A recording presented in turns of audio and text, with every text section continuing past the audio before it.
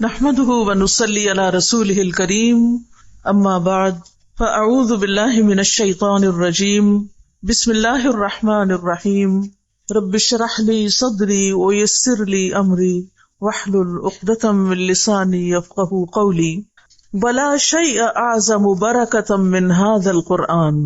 کوئی چیز بھی اس قرآن سے زیادہ بابرکت نہیں، کوئی بھی چیز. فَإِنَّ كُلَّ خَيْرٍ وَنِعْمَةٍ وَزِيَادَةٍ دِينِيَّةٍ أَوْ دُنْيَوِيَّةٍ أَوْ أُخْرَوِيَّةٍ فَإِنَّهَا بِسَبَبِهِ وَأَثَرٌ عَنِ الْعَمَلِ بِهِ. فَإِنَّ كُلَّ خَيْرٍ، تو ہر خیر، ہر بھلائی، وَنِعْمَةٍ اور ہر نعمت، وَزِيَادَةٍ اور اضافہ، دِينِيَّةٍ دینی امور میں، وَدُنْيَوِيَّةٍ اور دنیاوی امور میں، وَأُخْرَوِيَّةٍ اور آخرت کے امور میں. فَإِنَّهَا بِسَبَبِهِ، تو بے شک وہ اسی قرآن کے سبب ہے، اسی قرآن کی وجہ سے ہے. وَأَثَرٌ عَنِ الْعَمَلِ بِهِ، اور اس پر عمل کرنے کا نتیجہ ہے. یعنی جو شخص بھی اس قرآن کو پکڑے گا، اس کی دین، دنیا، آخرت سب کچھ سنور جائے گی اور اس میں برکتیں ہی برکتیں ہوں گی. بعض مفسرین کہا کرتے تھے کہ ہم قرآن پڑھنے میں مشغول ہوئے تو ہمیں دنیا میں برکات اور خیرات نے ڈھانپ لیا، یعنی ہر طرح کی برکتیں آ گئیں. اللہ سبحانہ تعالیٰ فرماتے ہیں کتاب انزلناہ الیک مبارک، یہ ایک کتاب ہے جسے ہم نے آپ کی طرف نازل کیا ہے، بہت بابرکت ہے. تو جتنا زیادہ آپ اس کتاب کے قریب ہوں گے، اس قرآن سے اپنا تعلق قائم کریں گے، اسی حساب سے اتنا ہی آپ کی جان، آپ کے مال، آپ کے اہل اور آپ کے وقت میں برکت اترے گی. اس قرآن کی برکت سے وقت کی تنگی بھی ختم ہو جاتی ہے. جب سلف صالحین کے اوقات تنگ پڑ جاتے تھے تو وہ وقت میں برکت کا اثر لینے کے لیے قرآن پڑھنے کی طرف لپکتے تھے، یعنی برکت حاصل کرنے کے لیے قرآن پڑھا کرتے تھے. اس قرآن سے گھروں میں بھی برکتیں اترتی ہیں، کشادگی پیدا ہوتی ہے. ابو ہریرہ رضی اللہ عنہ کہا کرتے تھے بے شک قرآن پڑھنے کی وجہ سے گھر اپنے رہنے والوں کے لیے کشادہ ہو جاتا ہے، یعنی دلوں میں بھی وسعت ہو جاتی ہے اور ویسے بھی وسعت کا احساس ہوتا ہے. اس میں فرشتے حاضر ہوتے ہیں، شیاطین اس گھر کو چھوڑ دیتے ہیں اور اس کی خیر و برکت بڑھ جاتی ہے. گھروں میں رحمت اور سکینت نازل ہوتی ہے. رسول اللہ صلی اللہ علیہ وسلم نے فرمایا جو لوگ اللہ کے گھروں میں سے کسی گھر میں اللہ کی کتاب کی تلاوت کرتے ہیں اور آپس میں اس کی تعلیم و تدریس میں مصروف ہوتے ہیں تو ان پر سکینت نازل ہوتی ہے اور رحمت انہیں ڈھانپ لیتی ہے اور فرشتے ان کو گھیر لیتے ہیں اور اللہ ان کا ذکر اپنے پاس موجود فرشتوں میں کرتے ہیں. اس قرآن کی بدولت جسم اور روح کو شفا ملتی ہے. وَنُنَزِّلُ مِنَ الْقُرْآنِ مَا هُوَ شِفَاءٌ وَرَحْمَةٌ وَرَحْمَةٌ لِّلْمُؤْمِنِينَ وَلَا يَزِيدُ الظَّالِمِينَ إِلَّا خَسَارًا. اور ہم قرآن میں جو کچھ نازل کرتے ہیں، جو کچھ بھی کہیں سے بھی آپ پڑھیں، وہ مومنوں کے لیے تو شفا اور رحمت ہے، مگر یہ ظالموں کے خسارے ہی میں اضافہ کرتا ہے. ابن قیم رحمہ اللہ کہتے ہیں کہ دلوں اور جسموں کی بیماریوں میں سے کوئی بیماری ایسی نہیں جس کا علاج اور اس کے سبب کی رہنمائی کا ذریعہ قرآن میں موجود نہ ہو. یعنی تمام بیماریوں کے علاج کی طرف رہنمائی اس کتاب سے ملتی ہے. اس کتاب سے دنیا کی پریشانیوں سے نجات ملتی ہے، ارذل العمر سے نجات ملتی ہے. قرآن مجید میں جو آیات آتی ہیں ثم رددناہ اسفل سافلین الا الذین آمنوا، تو ابن عباس کہتے ہیں کہ اس کا مطلب یہ ہے کہ سوائے ان لوگوں کے جنہوں نے قرآن پڑھا، یعنی جو لوگ قرآن کے ساتھ اپنا تعلق قائم رکھیں گے وہ ارذل العمر سے بچا لیے جائیں گے. فَإِذَا كَانَ ذِكْرًا مُبَارَكًا، پھر اگر ہے یہ ذکر مبارک، یعنی قرآن ایک مبارک کتاب ہے، وجب تلقیہ بالقبول والانقیاد والتسلیم، تو واجب ہے، لازم ہے اس کو حاصل کرنا، قبول کر کے، اس کی اطاعت کر کے اور اس کی فرما برداری کر کے. یعنی اگر ہم یہ سمجھتے ہیں، ہمارا یہ یقین ہے، ایمان ہے کہ یہ قرآن ایک بابرکت ذکر ہے، تو پھر اس کو قبول کر لینا چاہیے، اس کو حاصل کرنا چاہیے اور اس کے آگے سر جھکا دینا چاہیے. وشکر اللہ علی ہذہ المنحۃ الجلیلۃ، اور اللہ کا شکر ادا کرنا اس جلیل القدر عظیم عطیے پر. منحہ ہوتا ہے عطیہ. والقیام بہا واستخراج برکتہ بتعلم الفاظہ ومعانیہ، اور اس کے ساتھ قیام کر کے یعنی اس کے ساتھ رہ کر، واستخراج برکتہ اور اس کی برکت حاصل کرنا، بتعلم الفاظہ ومعانیہ اس کے الفاظ اور معنی کو سیکھ کر، یعنی اس شاندار عطیے پر اللہ تعالیٰ کا شکر ادا کیا جائے. کس طرح کہ اس کے الفاظ اور اس کے معنی کو سیکھ کر اس کی برکت حاصل کی جائے. تو برکت کیسے حاصل ہوتی ہے؟ صرف لٹکانے سے یا صرف بینر لگانے سے، یا کس طرح حاصل ہوتی؟ بتعلم الفاظہ ومعانیہ اس کے الفاظ اور معنی کو اچھی طرح سیکھ کر. لذالک کان من الواجب اسی لیے یہ واجب ہے، لازم ہے، تعلم الالفاظ والمعانی سیکھنا الفاظ اور معنی کا، والحذر من الوسوسة فی حروفہ اور بچنا، محتاط رہنا کس سے؟ اس کے حروف میں وسوسے کا شکار ہونے سے کہ حروف کی ادائیگی صحیح ہوئی یا نہیں. والقول علی اللہ بلا علم فی معانیہ اور اس کے معنی میں اللہ سبحانہ وتعالی کی ذات سے متعلق بغیر علم کے کوئی بات کرنے سے بھی بچنا چاہیے. وفی شأن الوسوسة فی الحروف یقول ابن العربی المالکی حروف میں وسوسہ کے بارے میں ابن العربی المالکی کہتے ہیں، ان ابلیس حین لم یستطع ان یشغل الناس عن القرآن شغلہم بہ عنہ. ابلیس جب لوگوں کو قرآن میں مشغول ہونے سے نہ روک سکا تو اس نے کیا کیا؟ انہیں مشغول کر دیا اسی کے ساتھ اس سے، یعنی وہ قرآن میں بھی مشغول ہے لیکن پھر بھی قرآن سے دور ہیں. یہ ابلیس کا ایک پھیر ہے. یعنی جب اس نے دیکھا کہ لوگ قرآن سے محبت رکھتے ہیں اور مشغول رہتے ہیں اس میں، تو اس نے ایسا طریقہ نکالا کہ جس سے قرآن میں لوگ مشغول بھی رہیں لیکن پھر بھی اس سے ہٹے رہیں، دور رہیں. ای انہ جعلہم یشتغلون بشیء فیہ لا ینفعہم فی معادہم، یعنی اس نے ان کو اس چیز سے مشغول کر دیا کہ جو ان کی آخرت میں ان کو فائدہ نہیں دیتی. یشغلہم عما ینفعہم فی دینہم وآخرتہم، وہ انہیں مشغول کرتا ہے اس سے، یعنی قرآن کے ذریعے، قرآن ہی سے، ان کے دین اور آخرت سے، یعنی جو چیزیں ان کے دین اور آخرت میں فائدہ نہیں دیتی اس میں اس نے ان کو قرآن ہی کے ذریعے مشغول کر دیا. اس کی آگے وضاحت مزید ہوگی. قال ابن تیمیہ رحمہ اللہ، ابن تیمیہ رحمۃ اللہ علیہ کہتے ہیں، ولا یجعل ہمتہ اور نہ وہ لگائے اپنی ہمت کو، اپنی طاقت کو، فیما اس میں جو حجب بھی اکثر الناس روکا گیا اس کے ساتھ اکثر لوگوں کو، من العلوم ان حقائق القرآن قرآن کے حقائق کے علوم کے بارے میں، یعنی حقائق سے مراد قرآن کے اسرار اور رموز، اس میں جو حکمت کی باتیں ہیں. اما بالوسوسۃ یعنی یا تو وسوسے کے ساتھ، وسوسے میں ڈال کے، فی خروج حروف ہی اس کے حروف کے مخارج کے معاملے میں، و ترقیقہا اور ان کو باریک پڑھنے کے، و تفخیمہا اور ان کو موٹا پڑھنے کے، و امالتہا اور ان کے امالہ کرنے میں، و نطق بالمد الطویل والقصیر والمتوسط اور مد طویل اور قصیر اور متوسط کی ادائیگی میں. یعنی ان چیزوں میں اس قدر الجھا دیا کہ لوگ قرآن کی اصل معنی، مفہوم، اس کے اندر تدبر اور غور و فکر سے تو دوری ہو گئے، اس کے اسرار اور رموز تو بھول ہی گئے. فَإِنَّ هَذَا حَائِلٌ لِلْقُلُوبِ تو بے شک یہ دلوں کے لیے رکاوٹ ہے، یعنی قرآن کے دل تک پہنچنے میں رکاوٹ ہے.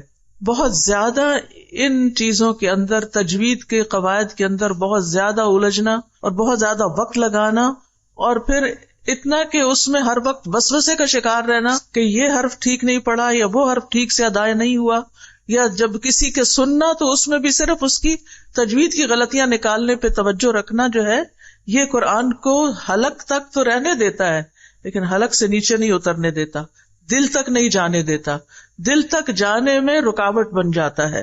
یعنی اس کا یہ مطلب نہیں کہ تجوید سیکھنی نہیں چاہیے، سیکھنی چاہیے، حد الوسع صحیح ادائیگی ہونی چاہیے، لیکن وہ صرف ایک ذریعہ ہے اس کے حقائق اور رموز اور اسرار تک پہنچنے کا، نہ کہ انسان وہیں پر ہی رک جائے.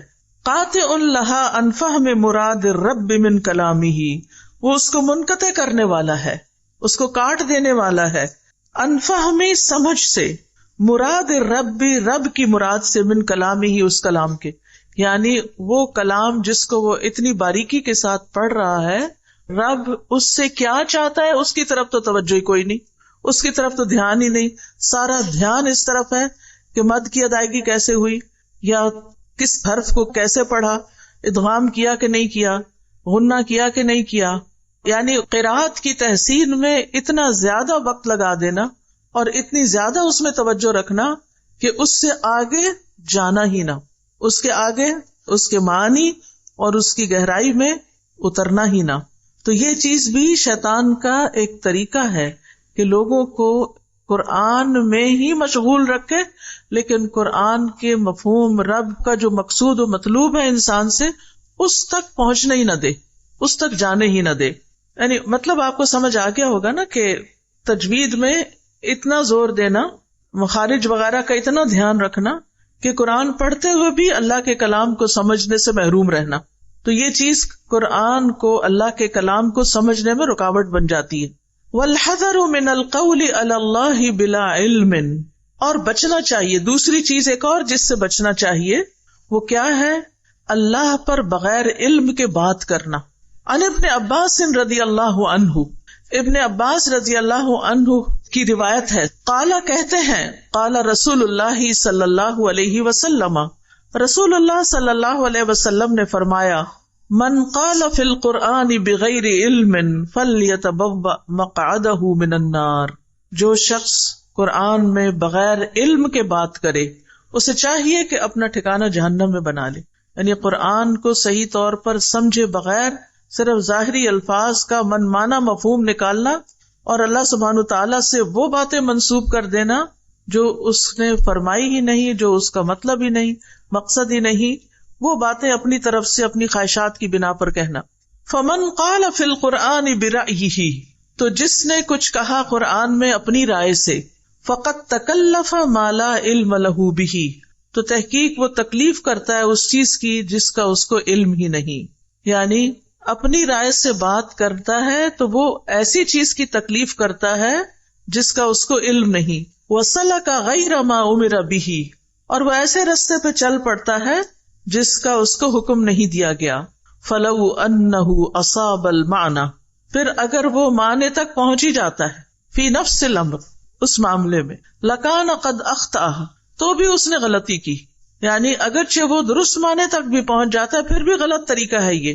لأنہ لم یأت الامر من بابہ، کیونکہ وہ معاملے کو اس کے اصل دروازے سے نہیں آیا. کمن، یہ اس شخص کی طرح ہے، حکم بین الناس، جس نے لوگوں کے درمیان فیصلہ کیا، علی جہل، جہالت کے ساتھ، فہو فی النار، تو وہ آگ میں ہے. وان وافق حکمہ الصواب، خواہ اس کا فیصلہ درست ہی تھا، فی نفس الامر، اس معاملے میں، لیکن یکون اخف جرما ممن اخطأ واللہ عالم، لیکن اس کا جرم خفیف ہوگا، ہلکا ہوگا اس سے جس نے خطا کی، یعنی ٹوٹل غلطی کی. واللہ عالم، اور اللہ زیادہ جانتا ہے.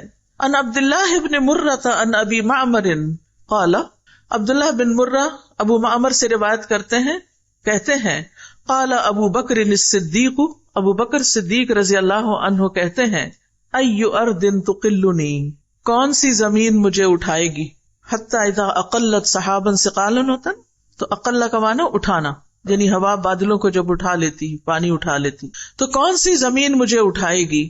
وَأَيُّ سَمَاءٍ تُظِلُّنِي، اور کون سا آسمان مجھے سایہ دے گا. اِذَا قُلْتُ فِي كِتَابِ اللَّهِ مَا لَمْ أَعْلَمْ، اگر میں کہوں کتاب اللہ میں وہ جو میں جانتا ہی نہیں، یعنی بغیر علم کے کتاب اللہ کو بیان کرنے لگوں تو پھر میرا حشر کیا ہوگا. ان ابن ابی ملیکہ، ابن ابی ملیکہ سے روایت ہے، ان ابن عباس سئل عن آیت، کہ ابن عباس سے ایک آیت کے بارے میں سوال کیا گیا. لو سئل عنہا بعضکم، اگر تم میں سے کسی سے ایسا سوال کیا جاتا، لقال فیہا، تو ضرور کچھ کہہ دیتا، کوئی نہ کوئی مطلب بیان کر دیتا. فابا ان یقول فیہا، تو انہوں نے اس کے بارے میں کچھ کہنے سے انکار کر دیا. ان ابن ابی ملیکہ، قال سأل رجل ابن عباس، ابن ابی ملیکہ کہتے ہیں کہ ابن عباس سے ایک شخص نے سوال کیا ان یعنی اس آیت کے بارے میں، فی یوم کان مقدارہ 1000 سنۃ مما تعدون، کہ ایک دن میں جس کی مقدار 1000 سال کے برابر ہے جو تم شمار کرتے ہو.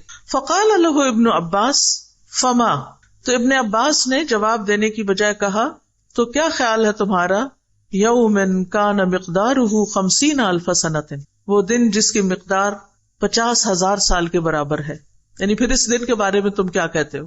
فقال الرجل، تو آدمی کچھ شرمندہ ہو کے کہنے لگا، انما سألتک لتحدثنی، میں نے تو آپ سے اس لیے پوچھا ہے کہ آپ مجھے کچھ بتائیں. فقال ابن عباس، ابن عباس نے کہا، ہما یومانی، یہ 2 دن ہیں، ذکرہم اللہ فی کتابہ، جن کا اللہ نے اپنی کتاب میں ذکر کیا ہے، اللہ اعلم بہما، اللہ ہی ان کے بارے میں خوب جانتا ہے، یعنی میں نہیں جانتا کہ ان سے اصل مراد کیا ہے، اللہ ہی کو پتا ہے. فکرہ، تو انہوں نے ناپسند کیا، ان یقول فی کتاب اللہ ما لا یعلم، کہ وہ اللہ کی کتاب میں ایسی بات کہیں جو وہ جانتے نہیں.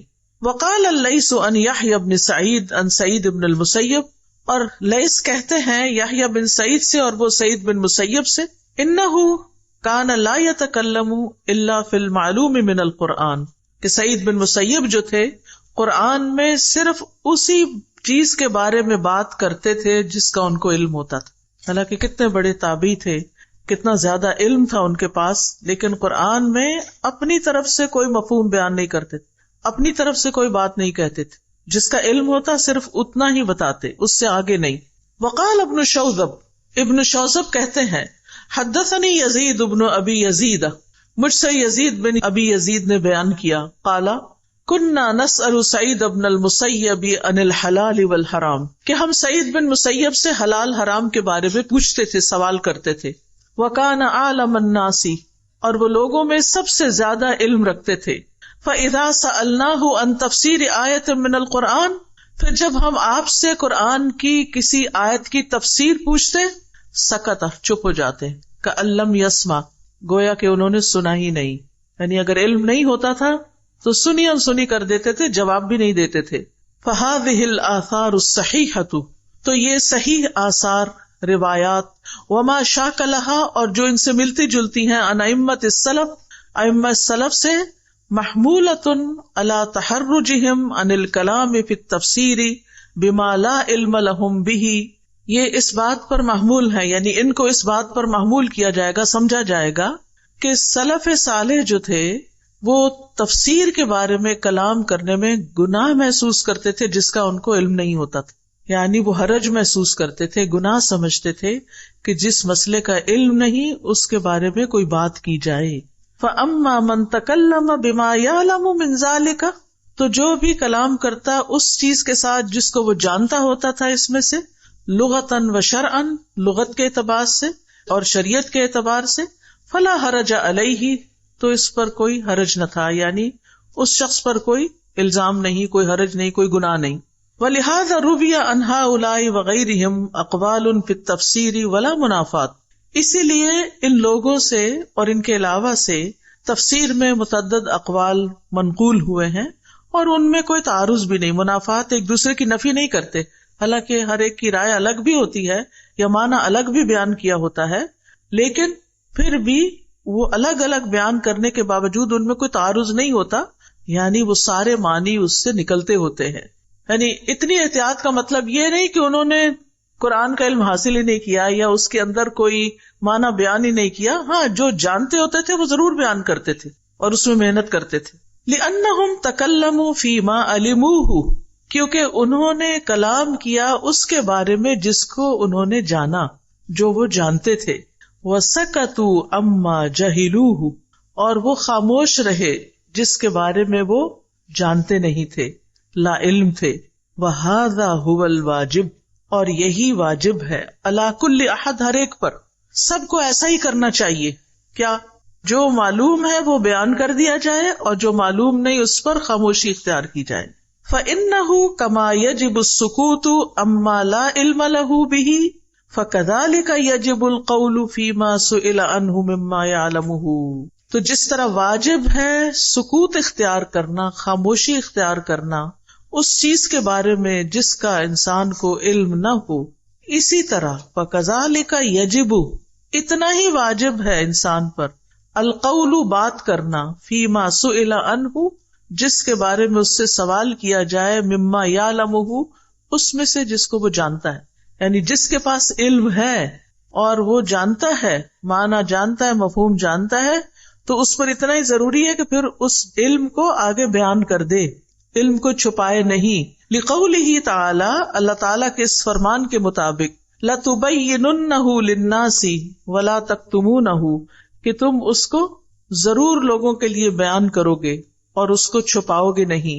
وَلِمَا جَاءَ فِي الْحَدِيثِ الْمَرْوِيِّ مِن طُرُقٍ اور جیسا کہ ایک حدیث میں جو کئی طریقوں سے کئی سندوں کے ساتھ روایت ہوئی ہے اس میں بیان کیا گیا ہے، من سئل عن علم فکتمہ الجم یوم القیامت بلجام من نار جس سے کوئی سوال کیا گیا کسی علم کے بارے میں، یعنی جس کو وہ جانتا تھا، پھر اس نے اس کو چھپا دیا، بتایا نہیں، تو اسے قیامت کے دن آگ کی لگام ڈالی جائے گی۔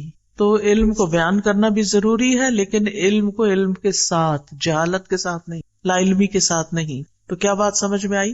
2-3 باتیں ہیں اہم۔ سب سے بڑی بات تو یہ کہ قرآن جیسی کوئی چیز نہیں جس میں برکت ہو یا جس سے برکت حاصل کی جائے، یعنی آپ اگر اپنی زندگی میں برکت چاہتے ہیں تو اس سے بڑا کوئی ذریعہ نہیں کہ آپ قرآن کے ساتھ جڑ جائیں، قرآن سے اپنا تعلق قائم رکھیں۔ زندگی میں، مال میں، جان میں، اولاد میں، صحت میں، کسی بھی چیز میں برکت چاہیے قرآن ہی سے حاصل کریں۔ وقت میں برکت حتیٰ کہ چاہیے تو قرآن کے ساتھ تعلق میں اضافہ کر لیں۔ بہت سے لوگ اس کے گواہ ہوں گے کہ کئی گھنٹے دن میں قرآن کا سبق لینے، یاد کرنے، سنانے، امتحان دینے کے باوجود گھروں کے سارے کام چلتے رہے، اور وہی ہم تھے کہ سارا دن بھی گھر میں لگا کے کام ختم نہیں ہوتا تھا۔ تو یہ کیا ہے؟ یہ برکت ہے۔ برکت کیسے حاصل کی جاتی ہے؟ صرف گھر میں قرآن کا نسخہ رکھ کے نہیں، صرف گلے میں لٹکا کے نہیں، صرف دیوار پہ لٹکا کے نہیں۔ قرآن سے برکت حاصل کی جاتی ہے کس سے؟ بتعلم الفاظہ و معانیہ، اس کو صحیح پڑھ کے اور اس کے معنی جان کے، یعنی اس کی تلاوت سے اور اس کے فہم سے، ٹھیک ہے؟ لیکن تلاوت اور فہم میں 2 چیزوں سے محتاط رہنا چاہیے۔ نمبر 1، تلاوت کرتے ہوئے حروف کی ادائیگی میں اتنا نہ کھو جائیں کہ فہم بالکل محو ہو جائے، صرف الفاظ پڑھنے پر ہی سارا زور ہو۔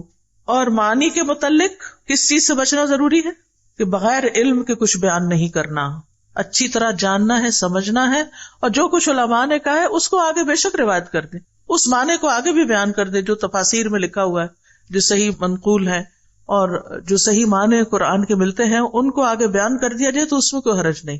اور پھر جہاں بغیر علم کے بات کرنا منع ہے وہاں علم کو چھپانا بھی منع ہے۔ تو یہ ہے خلاصہ ساری بات کا، سمجھ آ گئی؟ ایک اور چیز جس سے بچنا ضروری ہے، وَمِمَّا يَحْذَرُ أَيْضًا، اور جس چیز سے بچنا ضروری ہے وہ ہے العجلۃ، جلد بازی، جلدی کرنا۔ اور مزید جس چیز سے بچنا چاہیے وہ جلد بازی کرنا ہے۔ اذا وفق المؤمن، جب توفیق دے دی جائے مومن کو، للاجتہاد، کوشش کرنے کی، فی تدبر القرآن، قرآن کے تدبر میں، یعنی قرآن کے تدبر میں محنت کی، کوشش کی، اگر اسے توفیق مل گئی تو پھر جلدی نہ مچائے کہ جلدی سب کچھ حاصل ہو جائے۔ فعلیہ بعدم العجلہ، تو اس پر لازم ہے کہ جلد بازی نہ کرے، یعنی اگر اسے قرآن میں غور و فکر کی توفیق مل رہی ہے، وہ اس کو سمجھنے میں لگا ہوا ہے، تو جلد بازی سے بچے۔ ورقے نہ گنتا رہے کہ کب ختم ہوگا، کورس کب ختم ہوگا، 1 ہفتہ تو یہاں لگ گیا، اس کا مطلب 1 ہفتہ اور ڈیلے ہو جائے گا کورس۔ یہ پریشانی اکثر لوگوں کو ہوئی ہوگی کہ اب ہمارا کورس وقت مقرر پہ ختم ہونے والا نہیں، کیونکہ اتنے سارے لیسن تو چلے گئے، لیکن یہ نہیں سوچتے کہ یہ بھی اس کو پڑھنے ہی میں مددگار ہے جو کچھ ہم یہاں پڑھ رہے ہیں۔ فعلیہ بعدم العجلہ، تو قرآن پڑھنے میں جلد بازی سے بچنا چاہیے۔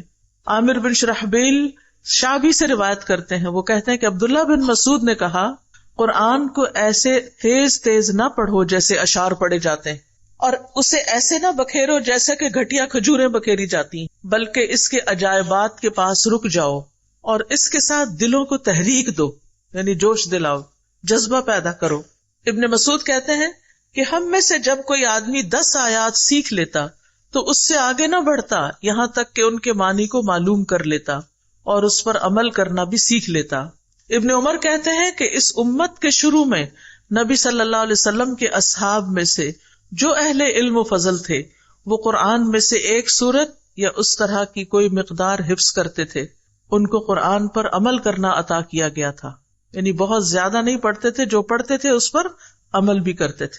جو اس امت کے آخر میں لوگ ہوں گے انہیں قرآن دیا جائے گا یہاں تک کہ بچوں اور نابیناؤں کو بھی حفظ ہوگا، لیکن ان کو اس پر عمل کرنے کی توفیق نہ دی جائے گی. اس سے ڈرنے کی ضرورت ہے کہ ایسا نہ ہو کہ ہم حفظ بھی کر لیں اور ہم سمجھ بھی جائیں لیکن عمل سے پھر ویسے کورے کے کورے سب کچھ پڑھ کے وہیں کھڑے جہاں سے شروع ہوئے تھے. صحابہ کرام جو تھے علم اور عمل بیک وقت سیکھتے تھے. جب وہ 10 آیات سیکھ لیتے تو اگلی 10 آیات سیکھنے کے لیے آگے نہ بڑھتے یہاں تک کہ ان آیات میں جو عمل ہوتا وہ بھی سیکھ لیتے. انہوں نے کہا کہ ہم نے علم اور عمل دونوں کو بیک وقت سیکھا ہے، ساتھ ساتھ سیکھا ہے. حسن بصری کہتے ہیں اللہ کی قسم تدبر یہ نہیں کہ اس کے حروف کی حفاظت تو کی جائے اور اس کی حدود یعنی معنی کو ضائع کر دیا جائے، یعنی پڑھتے ہوئے معنی کا لحاظ ہی نہ رکھا جائے یا پڑھ کے پھر اس پر عمل ہی نہ کیا جائے. یہاں تک کہ ان میں سے ایک کہتا ہے میں نے سارا قرآن پڑھ لیا، حالانکہ قرآن کا کوئی اثر نہ اس کے اخلاق میں دکھائی دیتا ہے نہ عمل میں دکھائی دیتا ہے. لگتا ہی نہیں کہ اس کے پاس سے بھی قرآن گزرا، کچھ بھی تبدیلی نہ آئی. یحییٰ بن سعید کہتے ہیں کہ عبداللہ بن مسعود نے ایک انسان سے کہا تم یقیناً ایسے زمانے میں ہو کہ اس میں علماء زیادہ اور قاری کم ہے. اس زمانے میں قرآن کی حدود کی حفاظت کی جاتی ہے اور اس کے حروف کو ضائع کر دیا جاتا ہے، یعنی حروف کو زیادہ تکلف سے ادا نہیں کیا جاتا بلکہ تدبر پہ زیادہ زور دیا جاتا ہے. مانگنے والے کم ہیں، دینے والے زیادہ ہیں. اس زمانے کے لوگ نماز لمبی کرتے ہیں، خطبہ چھوٹا کرتے ہیں. وہ اپنی خواہشات سے پہلے عمل کو ظاہر کرتے ہیں. اور عنقریب لوگوں پر ایک ایسا زمانہ آئے گا اس میں علماء کم اور قاری حضرات زیادہ ہوں گے. اس زمانے میں قرآن کے حروف کی حفاظت کی جائے گی لیکن اس کی حدود کو ضائع کر دیا جائے گا.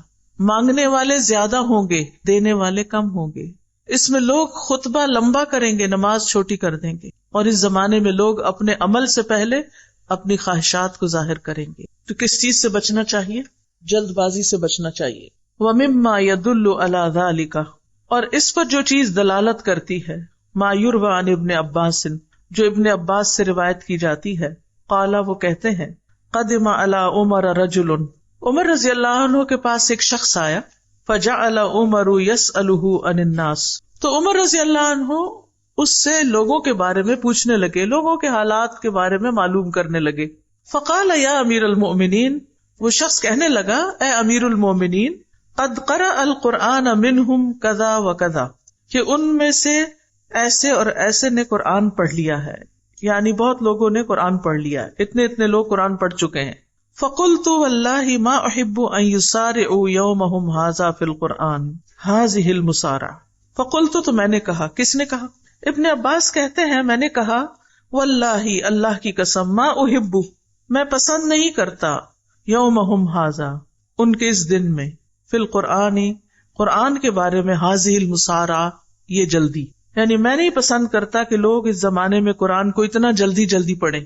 قال، وہ کہتے ہیں فزبرنی عمر، تو عمر رضی اللہ عنہ نے مجھے ڈانٹا کہ تم کیوں بیچ میں کمنٹ کر رہے ہو. ثم قال مہ، پھر کہا رکو، ٹھہرو. تو ابن عباس کو یہ بات اچھی نہ لگی، ایک طرح سے ڈانٹ پڑی. فانطلقت الی منزلی، تو وہ کہتے ہیں میں اپنے گھر چلا گیا. مکتئبا حزینا، ڈپریسڈ، غمگین. مکتئب ہوتا ہے ڈیجیکٹڈ، ڈپریسڈ. فقلت، تو میں نے کہا قد کنت نزلت من ھذا بمنزلۃ، کہ میں نے ان کے ہاں ایک مقام حاصل کیا تھا، یعنی میں عمر رضی اللہ عنہ کی نگاہ میں ایک مقام رکھتا تھا. ولا ارانی الا قد سقطت من نفسی، اور مجھے لگتا ہے کہ میں ان کی نگاہوں میں گر گیا ہوں، یعنی انہوں نے جو مجھے ڈانٹا اس کا مطلب یہ ہے کہ اب میرا ان کے سامنے کوئی مقام نہیں رہا. فاستجعت علی فراشی، تو میں آ کے بستر سے لگ گیا، آ کے لیٹ گیا. حتی عادنی نسوۃ اہلی، یہاں تک کہ میرے گھر کی خواتین نے میری عیادت کی، یعنی حال چال پوچھا کہ خیریت تو ہے. وما بھی وجعن، اور مجھے کوئی تکلیف بھی نہیں تھی، یعنی کوئی جسمانی تکلیف نہیں تھی، درد نہیں تھا. فبینا انا علی ذلک، تو اسی دوران، اسی حال میں پڑا ہوا تھا. قیل لی اجب امیر المومنین، مجھے کہا گیا امیر المومنین کی بات سنو، حضرت عمر کی بات سنو. فخرجت، تو میں نکلا. اب یہاں پر آپ دیکھیے انہوں نے یہ نہیں کہا کہ میں نہیں سنتا، بہت ہوگی میرے ساتھ، نہیں، امیر کی اطاعت لازم ہے.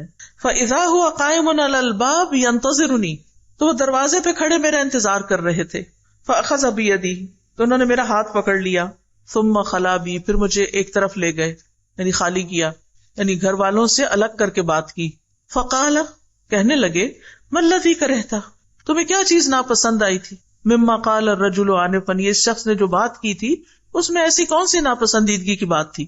قلت یا امیر المومنین، میں نے کہا اے امیر المومنین، ان کنت اسات، اگر تو میں نے برا کیا ہے، فانی استغفر اللہ، تو میں اللہ سے بخشش مانگتا ہوں، واتوب الیہ، اور اس کی طرف توبہ کرتا ہوں، رجوع کرتا ہوں، پلٹتا ہوں، وانزل حیث احببت، اور میں وہی کروں گا جو آپ کو پسند ہے. قال لتخبرنی، یعنی کہ تمہیں ضرور مجھے بتانا ہوگا جو تم سوچ رہے ہو. یعنی ادب دیکھیے، اخلاق دیکھیے، باہمی معاملات دیکھیے، ڈانٹ کے باوجود، اختلاف کے باوجود کیسا اخلاق ہے، کس طرح بات کر رہے ہیں. ہمارے ہاں تو کمیونیکیشن ہی چھوڑ دی جاتی، تو میں تو آج کے بعد اس کی شکل نہیں دیکھوں گا، میں تو اس کی مجلس میں نہیں جاؤں گا. چھوٹی چھوٹی باتوں پہ ہم ناراض ہو کے بیٹھ جاتے ہیں. اور یہاں پر آپ دیکھیے اس شخص کے سامنے ان کو ڈانٹ پڑی تھی اور وہ گھر بھی آ گئے اور وہ بہت رنجیدہ بھی تھے، لیکن جو ہی حضرت عمر آئے فوراً اٹھے، بات کی، اور بات شروع کرنے سے پہلے کہا کہ اگر میری غلطی تھی تو میں توبہ کرتا ہوں، اللہ سے معافی مانگتا ہوں. قلت، پھر بتاتے ہیں کہ میں کیا سمجھتا ہوں. متی ما یسارع هذه المسارعۃ یحتق، جب وہ جلدی کریں گے، ایسی جلدی تو وہ حق پر ہونے کا دعویٰ کریں گے، یعنی کہ میں نے زیادہ قرآن پڑھ لیا ہے، میں زیادہ جانتا ہوں، میرا نقطہ نظر زیادہ صحیح ہے. ومتی ما یحتق یختصم، اور جب وہ حق پہ ہونے کا دعویٰ کریں گے تو جھگڑا کریں گے، پھر ایک دوسرے سے بحث مباحثہ کریں گے. ومتی ما اختصموا یختلفوا، اور جب وہ جھگڑیں گے تو پھر اختلاف کریں گے. ومتی ما یختلفوا یقتتلوا، اور جب وہ اختلاف کریں گے تو باہم قتل و غارت شروع کر دیں گے. قال للہ ابوک، تو یہ ایک محاورہ ہے. عمر رضی اللہ عنہ کہنے لگے اللہ تمہارے والد کا بھلا کرے. لقد كنت اکتمها الناس حتى جئت بها، کہ یہ بات تو میں لوگوں سے چھپا رہا تھا یہاں تک کہ تم اسے لے آئے. یعنی جن کو اللہ نے علم، حکمت اور بصیرت دے رکھی ہوتی تو ان کی پھر سوچ بھی ایک جیسی ہو جاتی کہ میں بھی یہی سوچتا تھا جو اللہ نے تم سے کہلوا دیا، یعنی بات تم نے ٹھیک کی. وَلَقَدْ وَقَعَ فِي الْأُمَّةِ أَثَرُ الْعَجَلَةِ، اور امت میں عجلہ یا جلد بازی کا اثر نظر آ گیا، واقع ہو گیا. فخرجت الخوارج، خوارج کا ظہور ہو گیا.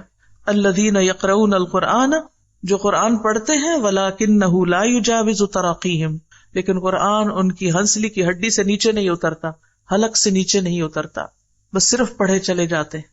یعنی لوگ جب جلدی جلدی قرآن مکمل کرتے ہیں تو اسے صحیح طرح نہیں سمجھتے، اس طرح وہ آیات کی غلط تعویل کرتے ہیں یا غلط مطالب کی طرف لے جاتے ہیں. مثلاً یہ کہنا کہ قرآن میں کہاں لکھا ہے شراب حرام ہے، حرام کا لفظ تو نہیں آیا. یا آپ نے کئی لوگوں کو کہتے سنا ہوگا، بہت سے لوگ قرآن کا خالی ترجمہ پڑھ لیتے ہیں، یعنی اردو یا انگریزی میں ریڈنگ کر لیتے ہیں، شراب کی آیتوں کے ترجمے پڑھ لیتے ہیں، پھر کہتے ہیں کہ اس میں حرام کا لفظ کوئی نہیں لکھا ہوا. تو اس طرح وہ قرآن مجید کے احکام کا پوری طرح احاطہ نہیں کرتے، اس کو غور سے سمجھتے نہیں. تو خوارج کا بھی یہی معاملہ تھا کہ وہ جلد بازی کر رہے تھے اور آیات کو ان کے اصل مقام اور محل سے ہٹا کے دوسری جگہ پر لگا رہے تھے. جیسے انہوں نے اس آیت کے ساتھ کیا، ان الحکم الا للہ، کہ حکم، فیصلہ کی قوت صرف اللہ کے پاس ہے، تو وہ کسی اور کو حکم ماننے کو تیار نہیں تھے. تو یہ ان کا من مانا مطلب تھا اس آیت کا. رسول اللہ کے آزاد کردہ غلام عبید اللہ بن ابی رافع سے روایت ہے کہ حروریہ کے خروج کے وقت وہ علی بن ابی طالب رضی اللہ عنہ کے ساتھ تھے. خوارج نے کہا لا حکم الا للہ، اللہ کے سوا کسی کا حکم نہیں. علی رضی اللہ عنہ نے فرمایا کلمۃ حق ارید بہا باطل، یہ ایک حق کلمہ ہے، صحیح بات ہے کہ اصل فیصلے کا اختیار اللہ ہی کے پاس ہے، لیکن اس سے جو مطلب نکالا گیا وہ باطل ہے، وہ غلط ہے، اس سے باطل کا ارادہ کیا گیا ہے. بے شک رسول اللہ صلی اللہ علیہ وسلم نے کچھ لوگوں کی صفت بیان کی تھی، میں ان لوگوں کی نشانیاں پہچان رہا ہوں. یہ زبان سے تو حق کہتے ہیں مگر وہ زبان سے تجاوز نہیں کرتا، اور حلق کی طرف اشارہ فرمایا، یعنی کہ یہ قرآن صرف اوپر تک پڑھتے ہیں، سمجھ کے نہیں پڑھتے، ان کے دل تک نہیں جاتا، اور اس وجہ سے یہ آیات کے مفہوم بدل کر کچھ سے کچھ کر دیتے ہیں اور پھر اپنے آپ کو حق پر بھی سمجھتے ہیں. اللہ کی مخلوق میں سب سے زیادہ مبغوض اللہ کے ہاں یہی ہے. تو اس لیے یہ انتہائی خطرے کی بات ہے کہ کوئی شخص صرف قرآن کا ترجمہ پڑھ کے یا صرف عربی زبان کے ذریعے اس کی تفسیر کرنا شروع کر دے اور اس سے منمانے مطلب نکالے. قرآن کی تفسیر خود قرآن بھی کرتا ہے. قرآن کی تفسیر نبی صلی اللہ علیہ وسلم نے کی، لِتُبَيِّنَ لِلنَّاسِ مَا نُزِّلَ إِلَيْهِمْ، تاکہ آپ بیان کریں لوگوں کے لیے جو ان کی طرف اتارا گیا. تو جب تک صحیح احادیث کی طرف رجوع نہ کیا جائے ان آیات سے متعلق تو بات پوری طرح سمجھ نہیں آتی، اپنے اصل کانٹیکسٹ میں نہیں آتی. کیونکہ قرآن پر عمل کرنا کس نے سکھایا؟ نبی صلی اللہ علیہ وسلم نے سکھایا. اور پھر اس کے بعد یہ ہے کہ صحابہ نے اس پر عمل کیا تو اقوال صحابہ اور پھر تابعین اور تبع تابعین جو امت کے علماء ہیں انہوں نے کس طرح ان آیات کو سمجھا. اس لیے انتہائی ضروری ہے یہ دیکھنا کہ آپ کس سے قرآن سیکھ رہے ہیں. بہت سے لوگ قرآن پڑھنے پڑھانے کا دعویٰ کرتے ہیں لیکن اصل منہج سے ہٹ جاتے ہیں. وہ قرآن کی منمانی تفسیریں کرنے لگتے ہیں، منمانی تعویلیں کرنے لگتے ہیں، اور بہت سے متفق علیہ مسائل ایسے ہیں کہ جن کا وہ سراسر انکار کر دیتے ہیں. ابھی ریسنٹلی مجھ سے کسی نے کہا کہ میں نے فلاں اسپیکر کو سنا ہے، وہ کہتا ہے کہ میں نہیں مانتا کہ نبی صلی اللہ علیہ وسلم پر جادو ہوا تھا، میں نے اس کی تحقیق کر لی. اور یعنی کہ ان صورتوں کو چھوڑ کر جن میں نبی صلی اللہ علیہ وسلم کو یہ پڑھنے کا حکم دیا گیا، یعنی قل اعوذ برب الفلق، اور اس کا جو صحیح معنی احادیث کی روشنی میں آتا ہے، اور صحیح احادیث کو چھوڑ کر صرف ادھر ادھر کی باتوں کو لے کر تحقیق کے نام پر یہ دعوے کرنا اور ایسے مسائل بیان کرنا کہ جو حق سے ہٹے ہوئے ہیں، تو ان چیزوں میں بہت محتاط رہنے کی ضرورت ہے، بہت خبردار رہنے کی ضرورت ہے. تو کس کس چیز سے بچنا چاہیے؟ منمانے مطلب نکالنے سے، بغیر علم کے بات کرنے سے، اور جلد بازی سے. مجھے نا استاذہ یہ سب پڑھ کے اس طرح لگ رہا تھا کہ ہم لوگوں نے نا قرآن کو سپلٹ کر گروپس بن گئے ہیں. کچھ جو حفظ کر رہے ہیں وہ اسی میں اپنی ایکسپرٹیز آگے لے کے جا رہے ہیں، جو الفاظ اور معنی کو دیکھ رہے ہیں وہ انہی کے اندر ایفرٹ، اور وہ جو ہم نے کل ایک میوچل چیز تو حفظ بھی ہو، معنی بھی ہو، تفسیر بھی ہو، وہ سب چیزیں نہیں. اس وجہ سے ہم لیک کر رہے ہیں کہ جو حافظ ہیں ان کو مطلب نہیں پتا وہ کیا پڑھ رہے، اور جو مطلب جانتے ہیں ان کو حفظ نہیں، ان کو حروف کی ادائیگی بھی آتی ہو. امام ابن تیمیہ رحمہ اللہ کا ہم نے قول دیکھا ہے کہ جن علوم کو سیکھنے سے لوگوں کو روکا گیا ہے، اور آگے پھر علم تجوید کی بات ہوئی، اس کو تھوڑا سا ایکسپلین کر دیں کہ علوم سے روکا گیا، سے کون سے رہا؟ علوم کون سے روکے گئے ہیں؟ علوم سے تو نہیں روکا گیا، کہیں کہا گیا. یہاں پہ لکھا ہے وہ اپنے عزم اور ہمت کو قرآن کے حقائق سے متعلق ان علوم میں نہ لگائے جن سے اکثر لوگوں کو روکا گیا. نہیں، من العلوم ان حقائق القرآن، ٹھیک ہے، یہ پیج 34 پر. ولا یجعل ہمتہ، اور نہ وہ لگائے اپنی ہمت کو فی ما حجب بہ، اس چیز میں کہ روکا گیا، بہ اس کے ذریعے، اکثر الناس اکثر لوگوں کو، من العلوم ان حقائق القرآن، قرآن کے حقائق کے علوم کے بارے میں، یعنی ان علوم میں بہت وقت نہ لگائے کہ جن میں